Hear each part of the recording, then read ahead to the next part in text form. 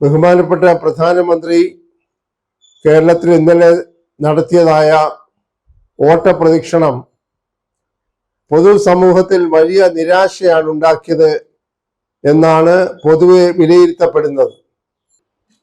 നഗരവികസനത്തെക്കുറിച്ചുള്ള പ്രഭാഷണത്തിനിടയിൽ ബഹുമാനപ്പെട്ട പ്രധാനമന്ത്രി പുതിയ പദ്ധതികളെക്കാൾ കൂടുതൽ സമയം ചെലവഴിച്ചത് വിദ്വേഷ പ്രസംഗം നടത്തുന്നതിന് വേണ്ടിയായിരുന്നു. തീവ്ര വർഗീയത പറയാൻ ഒരു പ്രധാനമന്ത്രി എന്ന നിലയിൽ അദ്ദേഹം യാതൊരു മടിയും കാട്ടിയില്ല എന്നുള്ളത് എടുത്തു പറയേണ്ട ഒരു കാര്യമാണ്. കേരളത്തിലെ മതസൗഹാർദ്ദത്തെക്കുറിച്ച് യാതൊരു നിശ്ചയവുമില്ലാതെ അദ്ദേഹം ബീഹാറിലും ഒറീസയിലും ഒക്കെ നടത്തുന്ന ഒരു പ്രസംഗത്തിന്റെ തനിയാവർത്തനമായിരുന്നു ഇവിടെയും. ഇവിടെ ചട്ടമ്പി സ്വാമികളും ശ്രീനാരായണ ഗുരുവും അയ്യങ്കാളിയും ഒക്കെ വളർന്ന നവോത്ഥാനത്തിന്റെ വലിയ കാഹളം മുഴക്കിയതായ ഒരു മണ്ണാണെന്നുള്ളത് അദ്ദേഹം എന്തുകൊണ്ടോ മറന്നുപോയി എന്നുള്ളതാണ് ദുഃഖകരമായ സത്യം. അപ്പോൾ വർഗീയത എവിടെ ചെന്നാലും വിഷം ചീറ്റുന്ന ഒരു സ്വഭാവത്തിന്റെ ഒരു പ്രതിഫലനം കൂടിയായിരുന്നു അദ്ദേഹം നടത്തിയ പ്രസ്താവന. അദ്ദേഹം വളരെ പരിഹാസത്തോടു കൂടിയാണ് ഇന്ത്യൻ നാഷണൽ കോൺഗ്രസിനെ വിശേഷിപ്പിച്ചത്. മുസ്ലിം മാവോയിസ്റ്റ് കോൺഗ്രസ് എന്ന അദ്ദേഹം ഒരു പുതിയ പേര് ബഹുമാനപ്പെട്ട രാഷ്ട്രം മുഴുവൻ ആദരിക്കുന്ന മഹാത്മാഗാന്ധി നേതൃത്വം നൽകിയ പ്രസ്ഥാനത്തെക്കുറിച്ച് പറയാൻ യാതൊരു ഒളിപ്പും കാട്ടിയില്ല എന്ന് പറയുന്നത് അദ്ദേഹത്തിന്റെ ഇരിക്കുന്ന സ്ഥാനത്തിന് യോജിച്ചതാണോ എന്ന വലിയ ചോദ്യം മുഴക്കുന്നുണ്ട്. മാവോയിസ്റ്റ് മുസ്ലിം കോൺഗ്രസ് എന്ന് അദ്ദേഹം ഇന്ത്യൻ നാഷണൽ കോൺഗ്രസിന് പേരിട്ടു. അദ്ദേഹം ഒരു ശിശുവായിരുന്നപ്പോൾ മുതൽ മഹാത്മാഗാന്ധിയും പണ്ഡിറ്റ് ജവഹർലാൽ നെഹ്റുവും വല്ലഭായ് പട്ടേലും അതുപോലെയുള്ള രാഷ്ട്ര നായകന്മാർ ഇന്ത്യക്ക് സ്വാതന്ത്ര്യം നേടിയെടുത്ത് അദ്ദേഹത്തിനും സ്വതന്ത്രമായി ജീവിക്കാൻ വർഷങ്ങൾ കഴിഞ്ഞിട്ട് സാധിച്ചപ്പോൾ അദ്ദേഹം അതെല്ലാം വിസ്മരിച്ചുകൊണ്ട് അദ്ദേഹം എന്തോ അന്തരീക്ഷത്തിൽ നിന്ന് ഇറങ്ങി വന്ന ഒരു വലിയ അധികായനാണെന്ന് സ്വയം ഭാവിച്ചുകൊണ്ട് ഈ തരത്തിൽ വളരെ ഹീനമായി നീചമായി മഹത്തായ ഇന്ത്യൻ നാഷണൽ കോൺഗ്രസിനെയൊക്കെ അധിക്ഷേപിക്കാൻ ശ്രമിക്കുന്നത് അദ്ദേഹത്തിന്റെ സ്ഥാനത്തിന് യോജിച്ചതാണോ? ഇത്തരം വർഗീയതയാണോ ഒരു പൊതുസമൂഹത്തെ അഭിസംബോധന ചെയ്യുമ്പോൾ പ്രത്യേകിച്ചും കേരളത്തിൽ ചെയ്യേണ്ടത് എന്നൊരു വലിയ ചോദ്യം ഉയർന്നു നിൽക്കുന്നു. അദ്ദേഹത്തോട് ബഹുമാനപ്പെട്ട കോൺഗ്രസിന്റെ ജനറൽ സെക്രട്ടറി ആയിട്ടുള്ള KC വേണുഗോപാൽ ചോദിച്ചത് കേരളത്തെക്കുറിച്ച് കുറെ കൂടെ പഠിക്കാൻ അദ്ദേഹം ശ്രമിക്കണം, കേരളത്തിലെ സമുദായ സൗഹാർദ്ദത്തെക്കുറിച്ച് കുറെ കൂടെ അദ്ദേഹം മനസ്സിലാക്കിയിരുന്നെങ്കിൽ ഈ തരത്തിലുള്ള വർഗീയ വിഷം ചീറ്റുന്ന പ്രസ്താവനകൾ അദ്ദേഹം നടത്തുകയില്ലായിരുന്നു എന്നും നിരീക്ഷിച്ചിട്ടുണ്ട്.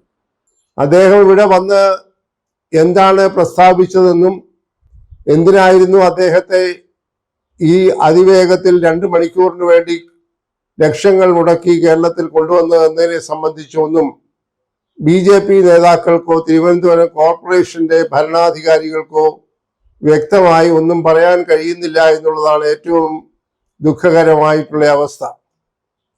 മുൻപൊന്നും ഇല്ലാത്ത വിധം BJPക്ക് കേരളത്തിൽ ഒരു കോർപ്പറേഷന്റെ ഭരണം ലഭിച്ചപ്പോൾ അമിതമായ ആവേശത്തിൽ അന്നത്തെ ചുമതലക്കാർ പറഞ്ഞു, ഞങ്ങൾ അധികാരത്തിൽ ഏറിക്കഴിഞ്ഞാൽ 75 ദിവസത്തിനുമകം പ്രധാനമന്ത്രിയെ ഇവിടെ കൊണ്ടുവന്ന് തിരുവനന്തപുരം നഗരത്തിന്റെ വൻപിച്ച വികസന പദ്ധതികളെ സംബന്ധിച്ചുള്ള പ്രഖ്യാപനങ്ങൾ നടത്തുമെന്ന്.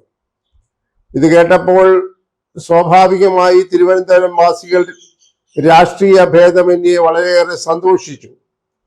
കാരണം കേരളത്തിന്റെ തലസ്ഥാനം എന്ന രീതിയിൽ തിരുവനന്തപുരത്തിന്റെ വികസനം എല്ലാവരും ആഗ്രഹിക്കുന്നവരാണ്. അത് BJPക്കാർ മാത്രമല്ല, കേരളത്തിലെ തലസ്ഥാന നഗരം എന്ന രീതിയിൽ കേരളത്തിലുള്ള എല്ലാ ജനങ്ങളും അതുപോലെ തിരുവനന്തപുരം വാസികളും വളരെയേറെ പ്രതീക്ഷയോടുകൂടിയാണ് ആ ഒരു പ്രഖ്യാപനം വന്ന് കേട്ടത്. അത് ഒരു ഇലക്ഷൻ പ്രചരണത്തിനകത്തെ ഉള്ള ഒരു തന്ത്രമായിരുന്നു എന്നിപ്പോൾ ഈ മോദിയുടെ വരവോടുകൂടി തെളിഞ്ഞിരിക്കുകയാണ്. യാതൊരു തരത്തിലും വളരെ വ്യക്തമായ രീതിയിൽ ഒരു പ്രസ്താവനയും തിരുവനന്തപുരം നഗരത്തിന്റെ വികസനം സംബന്ധിച്ച് ബഹുമാനപ്പെട്ട പ്രധാനമന്ത്രി നടത്തിയില്ല എന്നുള്ളതാണ് യഥാർത്ഥത്തിലുള്ള വസ്തുത. അദ്ദേഹം ഒരു കാര്യം മാത്രം പറഞ്ഞു, അത് തീർച്ചയായും അതിനെ സ്വാഗതം ചെയ്യുന്നു. അദ്ദേഹം പറഞ്ഞു, ഇന്ത്യയിലെ 3 പ്രശസ്ത നഗരങ്ങളിൽ ഒന്നായി തിരുവനന്തപുരത്തെ മാറ്റും എന്നൊരു പ്രസ്താവന നടത്തി. പക്ഷേ അവിടെ കാണേണ്ടതായ ഒരു കാര്യം, ഒരു പ്രധാനമന്ത്രിക്ക് ഇന്ത്യയിലെ 28 സംസ്ഥാനങ്ങളിലെ ഒരു നഗരം എങ്ങനെ വികസിപ്പിച്ചെടുക്കാൻ എന്ത് പദ്ധതിയിലൂടെ സാധിക്കുമെന്നുള്ള ഒരു വലിയ ചോദ്യം അവശേഷിക്കുകയാണ്. കാരണം ഏത് സംസ്ഥാനത്താണെങ്കിലും സംസ്ഥാനത്തിന്റെ തദ്ദേശ സ്വയംഭരണ സ്ഥാപനങ്ങളെല്ലാം സ്വയംഭരണ അവകാശ സ്ഥാപനങ്ങളാണ്. തദ്ദേശ സ്വയംഭരണ സ്ഥാപനങ്ങളെല്ലാം പ്രവർത്തിക്കുന്നത് അതാത് സംസ്ഥാന ഗവൺമെന്റിന്റെ നിർദ്ദേശങ്ങൾ അനുസരിച്ചും ചട്ടങ്ങൾ അനുസരിച്ചുമാണ്. അവിടെ കേന്ദ്ര ഗവൺമെന്റിന്റെ നേരിട്ട് ഇടപെട്ട സംസ്ഥാന ഗവൺമെന്റിന്റെ സഹകരണം ഇല്ലാതെ ഒരു നഗരത്തിലും ഒന്നും നടത്താനായി സാധ്യമല്ല എന്നുള്ളതാണ് നിയമപ്രകാരം എല്ലാവരും അറിഞ്ഞിരിക്കുന്നതും വിശ്വസിച്ചിരിക്കുന്നതും. അപ്പോൾ ഒരു നഗരത്തിന് വേണ്ടി പ്രത്യേകമായ പദ്ധതികളെല്ലാം കേന്ദ്രം പ്രഖ്യാപിക്കുമെന്ന് പറഞ്ഞത് തന്നെ യാതൊരു യുക്തിക്കും നിരക്കുന്നതല്ല. ഒരുപക്ഷെ നരേന്ദ്രമോദിക്ക് തന്റെ പഴയ സംസ്ഥാനമായിട്ടുള്ള ഗുജറാത്തിലെ അഹമ്മദാബാദ് നഗരം വികസിപ്പിച്ചതായിരിക്കാം അദ്ദേഹത്തിന്റെ മനസ്സിലുണ്ടായിരുന്നത്. ഗുജറാത്തിന്റെ ഒരു കാലാവസ്ഥയും രാഷ്ട്രീയ സാഹചര്യങ്ങളും അവിടെ ബഹുമാനപ്പെട്ട നരേന്ദ്രമോദിയുടെ സ്ഥാനവും അദ്ദേഹത്തിന്റെ സ്വാധീനവും എല്ലാം എല്ലാവർക്കും അറിയാവുന്നതാണ്. അതുകൊണ്ട് അദ്ദേഹത്തിന് അവിടെ എന്തും ചെയ്യാൻ ഒരുപക്ഷെ സാധിച്ചു എന്ന് വന്നേക്കാം. അദ്ദേഹത്തിന്റെ വിശേഷാൽ അധികാരങ്ങളൊക്കെ ഉപയോഗിച്ച് ഉത്തരേന്ത്യൻ സംസ്ഥാനങ്ങളിൽ അദ്ദേഹം ആഗ്രഹിക്കുന്ന രീതിയിൽ പല പദ്ധതികളും സംസ്ഥാന ഗവൺമെന്റുകളുടെ സഹകരണത്തോടെ അല്ലാതെയോ നടപ്പാക്കാൻ കഴിയുമെന്ന് വന്നേക്കാം. എന്നാൽ അതിന് സമാനമായി കേരളത്തിലെ ഒരു നഗരത്തിൽ വൻപിച്ച വികസന പദ്ധതികളൊക്കെ കേന്ദ്രം നടപ്പാക്കുമെന്ന് പറയുന്നത് നിയമപരമായും യുക്തിക്കും നിരക്കുന്നതല്ല എന്നതാണ് പരമമായിട്ടുള്ള യാഥാർത്ഥ്യം. അപ്പോൾ ഇത് ഒരു തെരഞ്ഞെടുപ്പ് പ്രചരണത്തിനകത്തെ ഉള്ള ഒരു പൊടിക്കൈ ആയിരുന്നു എന്നുള്ളത് ഇപ്പോൾ എല്ലാവരും മനസ്സിലാക്കി കഴിഞ്ഞിരിക്കുകയാണ്. ഇപ്പോഴും അത് സമ്മതിക്കാൻ കേരളത്തിലെ BJP നേതൃത്വം തയ്യാറായിട്ടില്ല. ബഹുമാനപ്പെട്ട നരേന്ദ്രമോദി തിരുവനന്തപുരത്ത് വന്ന് നടത്തിയതായിട്ടുള്ള 2 പ്രധാനപ്പെട്ട പരിപാടികൾ, ഒന്ന് 3 ട്രെയിനുകൾ 4 ട്രെയിനുകളുടെ ഒരു പ്രവർത്തനം അല്ലെങ്കിൽ അതിന്റെ ഗതാഗതം ഉദ്ഘാടനം ചെയ്തു. അത് സാധാരണഗതിയിൽ അത് ഈ ഒരു പ്രത്യേകമായി തിരുവനന്തപുരം തലസ്ഥാന നഗരത്തിന്റെ ഒരു പദ്ധതിയല്ല. അത് സംസ്ഥാനത്തിന് ആകെ കൂടെ മാത്രവുമല്ല അന്തർ സംസ്ഥാനങ്ങളെ ബന്ധിപ്പിക്കുന്ന ട്രെയിനുകളാണ് ഇപ്പോൾ അദ്ദേഹം അംഗീകരിച്ച് പ്രഖ്യാപിച്ചത്. അത് തിരുവനന്തപുരം നഗരത്തിന്റെ ഒരു പദ്ധതി എന്ന് നമുക്ക് ഒരിക്കലും കാണാൻ സാധ്യമല്ല. മുൻപ് ഇതുപോലെ പുതിയ ട്രെയിനുകൾ റെയിൽവേ മന്ത്രി ഒന്ന് ഉദ്ഘാടനം ചെയ്തിട്ടുണ്ട്.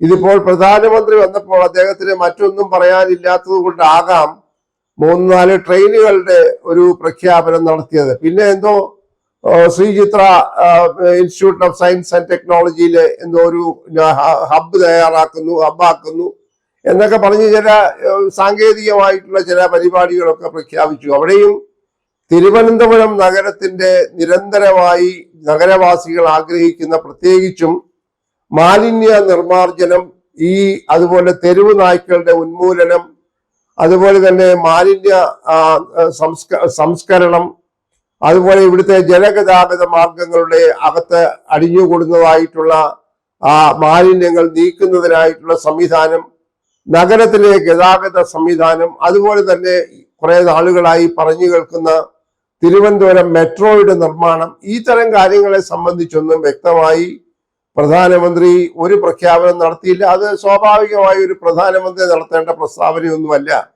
മാത്രമല്ല ഇവിടെ നമ്മൾ കാണേണ്ടത്, ഇപ്പോൾ മെട്രോ റെയിലാണെങ്കിലും ശരി, അല്ലെങ്കിൽ പുതിയതായിട്ടുള്ള മറ്റേതെങ്കിലും പദ്ധതികളാണെങ്കിലും ശരി, യാതൊരു കാരണവശാലും സംസ്ഥാന ഗവൺമെന്റ് സഹകരണം ഇല്ലാതെ നടപ്പാക്കാൻ സാധ്യമല്ല. ഉദാഹരണമായിട്ട് ഇപ്പോൾ റെയിൽവേ സ്റ്റേഷന്റെ വികസനം, ഇപ്പോൾ നേമം റെയിൽവേ സ്റ്റേഷന്റെ വികസനം മുരടിച്ചു നിൽക്കുകയാണ്. ആ സ്റ്റേഷൻ നേരത്തെ നിശ്ചയിച്ചിരുന്ന പദ്ധതി അനുസരിച്ച് വികസിപ്പിക്കുകയാണെങ്കിൽ ധാരാളം പുതിയ ട്രെയിനുകൾ തുടങ്ങുന്നതിനുള്ള സാധ്യതയുണ്ട്. കാരണം തിരുവനന്തപുരം സെൻട്രൽ റെയിൽവേ സ്റ്റേഷൻ ഇപ്പോൾ സാച്ചുറേറ്റഡ് ആണ്. അവിടെ പുതിയ വണ്ടികൾ വരുന്നതിനുള്ള പ്ലാറ്റ്ഫോം ഇല്ല, ട്രാക്കുകളില്ല.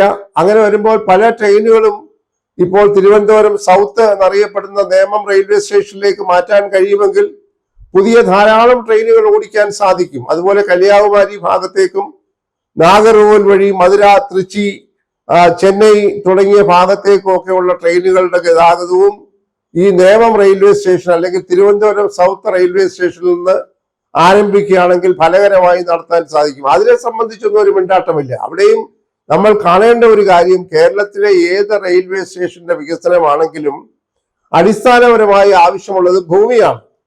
ഭൂമി ഏറ്റെടുക്കണമെന്നുണ്ടെങ്കിൽ സംസ്ഥാന ഗവൺമെന്റ് സഹകരണം ഉണ്ടെങ്കിൽ മാത്രമേ സാധ്യമാകൂ. കേന്ദ്രത്തിന് പണം അനുവദിക്കാൻ മാത്രമേ സാധിക്കുകയുള്ളൂ. ഭൂമി ഏറ്റെടുത്ത് കൊടുക്കണമെന്നുണ്ടെങ്കിൽ അതാത് സംസ്ഥാനത്തെ സർക്കാരിന്റെ കൂടെ സഹകരണം ഉണ്ടെങ്കിലേ പറ്റുള്ളൂ. അപ്പോൾ കേരളത്തിലെ ഇപ്പോഴത്തെ സർക്കാരിന്റെ അവസ്ഥ എല്ലാവർക്കും അറിയാമല്ലോ. ഇന്നോ നാളെയോ എന്ന് പറഞ്ഞിരിക്കുകയാണ്. കഷ്ടിച്ചിനിയും 2-3 മാസങ്ങൾ മാത്രമേ കേരളത്തിലെ ഇപ്പോഴത്തെ സർക്കാരിന്റെ കാലാവധിയുള്ളൂ. അപ്പോൾ ഇപ്പോഴത്തെ സർക്കാരിന്റെ കാലാവധി പൂർത്തിയാകാൻ ഏതാനും മാസങ്ങൾ മാത്രം ബാക്കിയിരിക്കെ ഇതുപോലെയുള്ള മെഗാ പദ്ധതികളൊക്കെ നടപ്പാക്കും എന്നൊക്കെ പറയുന്നത് തന്നെ അർത്ഥശൂന്യമാണ്. അത് ആളുകളെ കബളിപ്പിക്കാൻ വേണ്ടി ചെയ്തതാണ്.